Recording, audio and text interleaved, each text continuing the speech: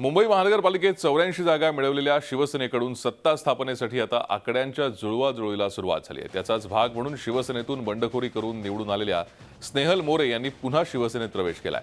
उद्धव ठाकरेंच्या उपस्थितीत त्यांनी शिवसेनेत प्रवेश केला। शिवसेनेतून बडतर्फ केलेले माजी विभाग प्रमुख सुधीर मोरे यांच्या स्नेहल मोरे या वहिनी आहेत। दुसरीकडे शिवसेनेत बंडखोरी करून निवडून आलेले दिंडोशीमधले अपक्ष नगरसेवक तुळशीराम शिंदे पुन्हा शिवसेनेत प्रवेश करणार आहेत। तुळशीराम शिंदे हे शिवसेना नेते आणि मंत्री एकनाथ शिंदे यांच्या संपर्कात आहेत। ते आज संध्याकाळपर्यंत शिवसेनेत प्रवेश करण्याची शक्यता आहे।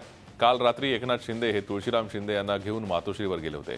दरम्यान स्नेहल मोरेंपाठोपाठ आता तुळशीराम शिंदे यांनीही शिवसेनेत प्रवेश करण्याचा निर्णय घेतल्यानं शिवसेनेचा आकडा 84 वरून 86 वर जाणार आहे।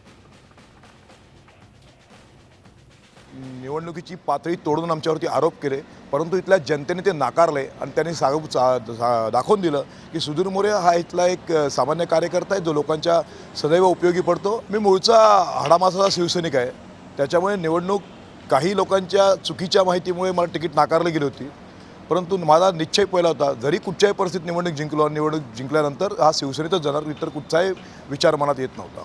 सेनेत अटी शर्ती नसतात। मी साहेबांना विनंती केली, साहेबांनी विनंती माझी मान्य केली। हे साहेबांचा मोठेपण आहे आणि त्यावेळी मी आज पुन्हा सेनेत प्रवेश करतो। भाजपकडनं काय आमिष दाखवण्यात आली? कोण होतं भाजप? अनेक जण संपर्कात होते, अनेक जण फोन किंवा मध्यस्थीमार्फत संपर्कात प्रयत्न करत होते, पण त्यांना प्रामाणिकपणे सांगितलं की विनम्रपणे सांगितलं की साहेब मी सेनेचा पूर्वीपासून कार्यकर्ता आहे, त्याचे माझी विचारधारा मी बदलू शकत नाही, मी सेनेतच जाणार। त्यामध्ये मुख्यमंत्री दूत आले होते साहेबांचे, पण त्यांनाही विनम्रपणे मी सांगितलं की मी सेनेत जाणार।